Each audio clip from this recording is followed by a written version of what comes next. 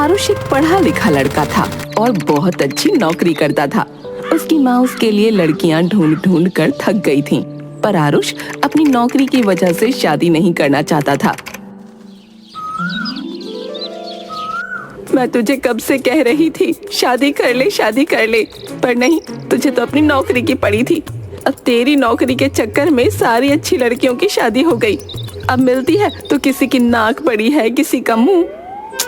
अरे माँ, तुम भी ना सुबह सुबह फिर से रेडियो की तरह शुरू हो गई।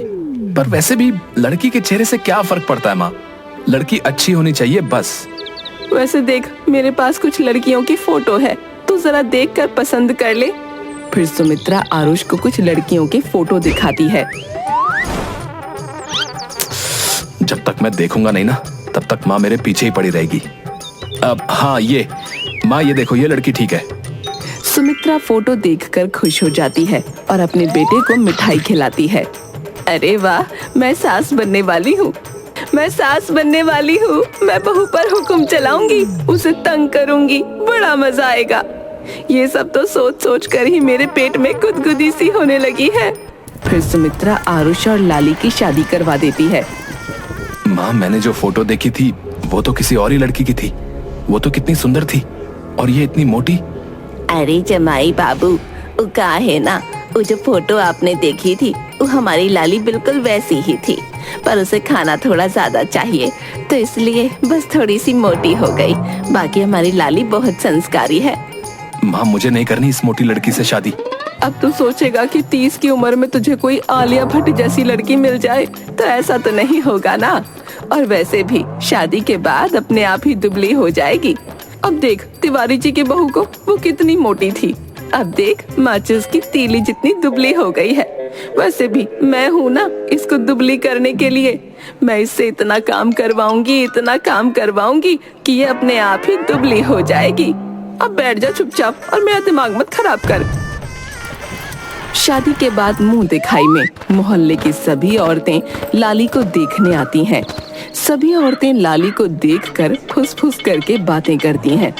देख तो सुमित्रा कितनी बड़ी-बड़ी बातें किया करती थी, ऐसी बहू लाऊंगी, वैसी बहू लाऊंगी, और देख कैसी बहू लेकर आई है।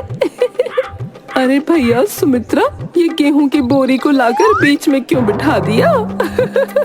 मीना कुमारी, पहले खुद की बहू को देख के आ, उसके बाद मेरी बहू के बारे में कुछ बोलना, समझी? अब चल मुंह दिखाई की रस्म पूरी कर। वैसे क्या लेकर आई है मेरी बहू के लिए? कोई पुराना किचन सेट ही उठाकर लाई होगी। हाँ। फिर मोहल्ले की एक औरत लाली का मुंह देखने के लिए जाती है। औरत पल्लू उठाती है तो देखती है कि लाली आराम से बैठकर रस्म के लिए रखे हुए फल खा रही थी। उसे देखकर सभी औरतें हंसने लगती हैं। वो क्या है ना आंटी जी, मैं ज्यादा देर तक भूखी नहीं रह सकती, आप खाओगी? नहीं, बस तू ही खा ले। ये सब आरुष भी देख रहा था। हे भगवान, ये लड़की तो मेरे गले की हड्डी बन जाएगी। मुझे इसे दुबला पतला करने के लिए कुछ तो करना पड़ेगा। सोच आरुष, सोच। अरे बेटा आरुष, अपनी बीवी का ध्यान रखना, कहीं गिर विर गई तो घर की फर्श ना तोड़ दे, खामखा खर्चा बढ़ जाएगा। आरुष और उसकी माँ डाइनिंग टेबल पर खाना खाते हुए, इस लड़की की वजह से मेरी पूरी जिंदगी बर्बाद हो जाएगी। माँ, आपने देखा ना सुबह क्या हुआ? अरे तू ज्यादा मत सोच और खाना खा ले, वैसे भी समय के साथ दुबली हो जाएगी। अरे बहू जरा रोटियां तो ला। मम्मी जी, क्या है ना, रोटियां तो बस इतनी ही बची थी। क्या इतनी ही बची थी? मैंने सुबह इतनी रोटियां बनाई थी, वो कहाँ गई? वो क्या है ना, आपको तो पता ही है मैं भूखी नहीं रह सकती, तो मैंने रोटियां खा ली। क्या तूने सारी रोटियां चट कर दी? हे भगवान, तुम्हारी वजह से आज बिना कुछ खाए ही सोना पड़ेगा। अरे रुक जा, घर में मैगी पड़ी है, मैं बस तेरे लिए 2 मिनट में बना कर लाती हूँ। लाली हंसने लगती है। अब क्या हुआ, क्यों हंस रही है? मम्मी जी, दोपहर में मुझे बहुत जोर की भूख लग रही थी, मुझे कुछ मिला नहीं तो मैंने मैगी बना ली, वो भी नहीं है। आरुष गुस्से में उठकर अपने कमरे में चला जाता है।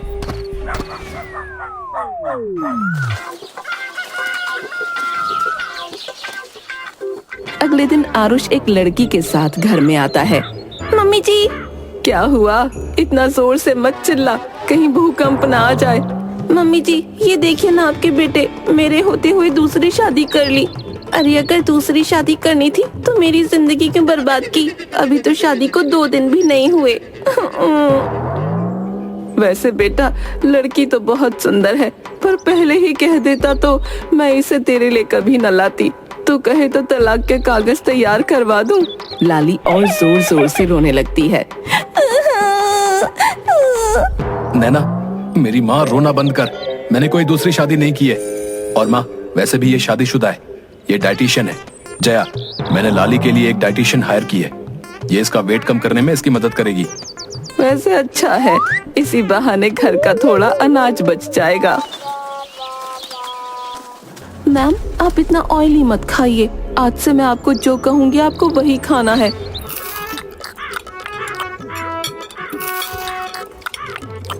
ठीक है। जया लाली के हाथ में से समोसा ले लेती है। मैम, ये आपका सैलेड। लाली सलाद खाकर मुंह बनाती है और फिर टेबल पर रखा हुआ मसाला उसमें डालने लगती है। अरे मैम, आपके लिए सही नहीं है। अब तू सिखाएगी कि मेरे लिए क्या सही है क्या गलत। ए लड़की, और सलाद लेकर आ। नहीं मैम, आपके लिए इतना ही बहुत है, इससे ज्यादा आप नहीं खा सकती। क्या? इतने से मेरा क्या होगा? मुझे और खाना है। नहीं लाली, तुम्हारे लिए इतना ही बहुत है। लाली उठकर अपने कमरे में चली जाती है। लाली इधर उधर देखती है और फिर दरवाजा बंद कर देती है। फिर अपने छुपाए हुए चिप्स के पैकेट निकालकर खाने लगती है। समोसे की कसम, अगर इस डाइटिशियन को ऐसे भगा नहीं दिया तो मेरा नाम भी लाली नहीं। कुछ दिन बाद, मम्मी जी, आपको नहीं लगता है जो डाइटिशियन है ये आरुष जी पर डोरी डाल रही है? क्या सच में? वैसे मेरा बेटा है ही इतना हैंडसम, उसे देखे बिना कोई लड़की रह नहीं सकती। मम्मी जी, इधर डाइटिशियन और आरुष आते हुए एक दूसरे से टकरा जाते हैं। उन्हें देखकर सुमित्रा खुश हो जाती है और लाली आग बबूला हो जाती है। मैम, आपका खाना। नहीं, मैं नहीं खाऊंगी ये। आज हमारी शादी को पूरा 1 महीना हो गया है, तो इस खुशी में आज मैं भी पालक पनीर और छोले भटूरे ही खाऊंगी। नहीं मैम, आप ये नहीं खा सकती, ये आपकी हेल्थ के लिए बिल्कुल अच्छे नहीं है। हाँ लाली, ये सही कह रही है। आप बहुत तरफदारी करते हैं इसकी, और देख रही हूँ तो मेरे पति पर बहुत डोरे डाल रही है। निकल जा मेरे घर से। मैम, आप बहुत गलत सोच रही हैं, ऐसा कुछ नहीं। सब दिखाई देता है मुझे, क्या सही है और क्या गलत। अब निकल जा चुपचाप मेरे घर से। और उसे धक्के देकर बाहर निकाल देती है। लाली, ये क्या किया तुमने? वो बेचारी तो तुम्हारी मदद ही कर रही थी। अरे क्या खाक मदद कर रही थी? मेरी नाक में दम कर रखा था उसने। और वैसे भी वो दिन भर बस आप पर डोरे ही डालती रहती थी और खाना खाने लगती है। अच्छा ठीक है, तो तुम्हें लगता है कि वो मुझ पर डोरे डालती थी? तो एक काम करते हैं, तुम्हें एक कैंप में भेज देते हैं, जहाँ पर ट्रेनर्स तुम्हें तुम्हारा वजन कम करने में मदद करेंगे। 1 महीने में ही तुम्हारा वजन बहुत कम हो जाएगा। अगली सुबह लाली बैग पैक करके कैंप के लिए चली जाती है। लाली के जाने के बाद अगली सुबह, हाय, सोचा था बहू आ जाएगी तो उस पर हुक्म चलाऊंगी, पर बहू के आने के बाद भी मुझे ही काम करना पड़ता है। हाय रे मेरी किस्मत। 1 महीने बाद, माँ, आज मैं बहुत खुश हूँ। आज लाली का कैंप खत्म हो गया है। मैं तो ये देखने के लिए बहुत ही एक्साइटेड हूँ कि वजन कम होने के बाद वो कैसे दिखेगी। हाँ बेटा, सच में उतावली तो मैं भी हूँ बहू का वजन कम हो जाए। वो जल्दी जल्दी और ज्यादा काम करेगी। हाँ, फिर मेरी छुट्टी। तभी डोर बेल बजती है। लगता है बहू आ गई। वो दोनों दरवाजा खोलते हैं तो देखते हैं कि लाली और भी ज्यादा मोटी हो गई थी। लाली, ये तुमने क्या किया?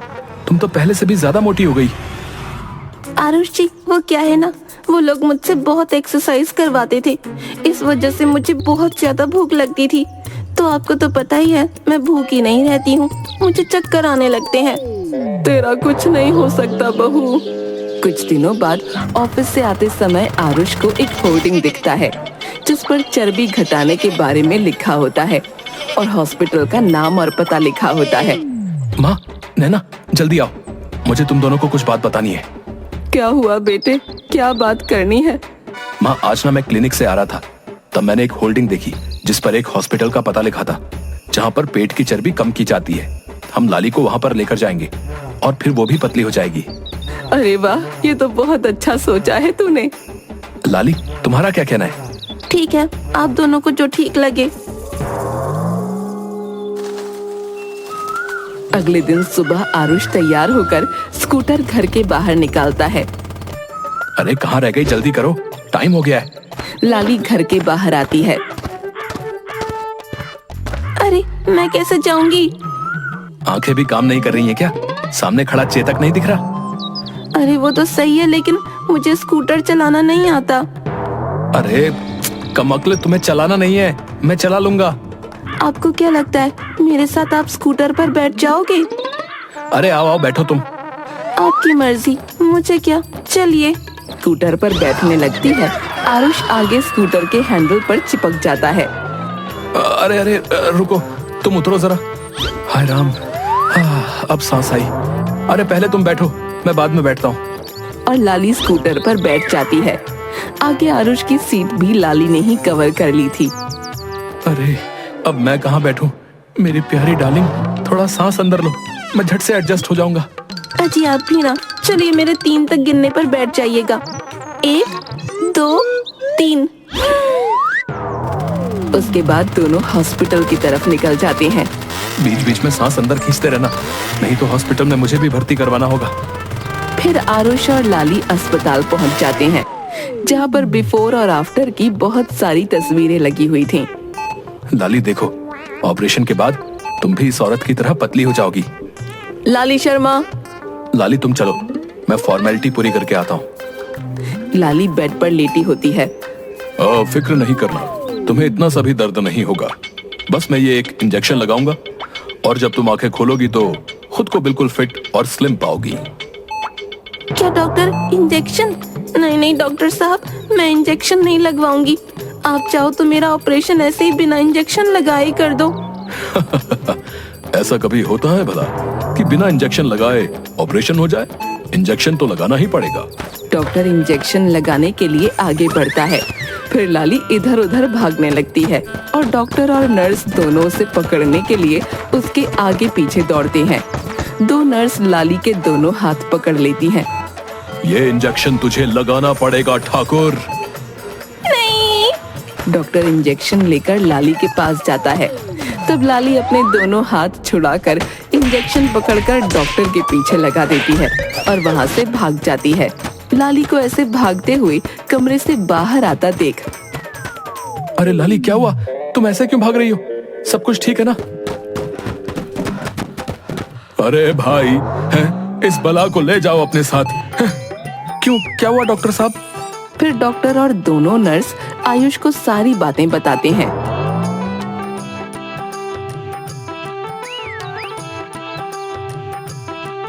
आरुष लाली की तरफ देखकर सर पर हाथ मारता है और बैठ जाता है।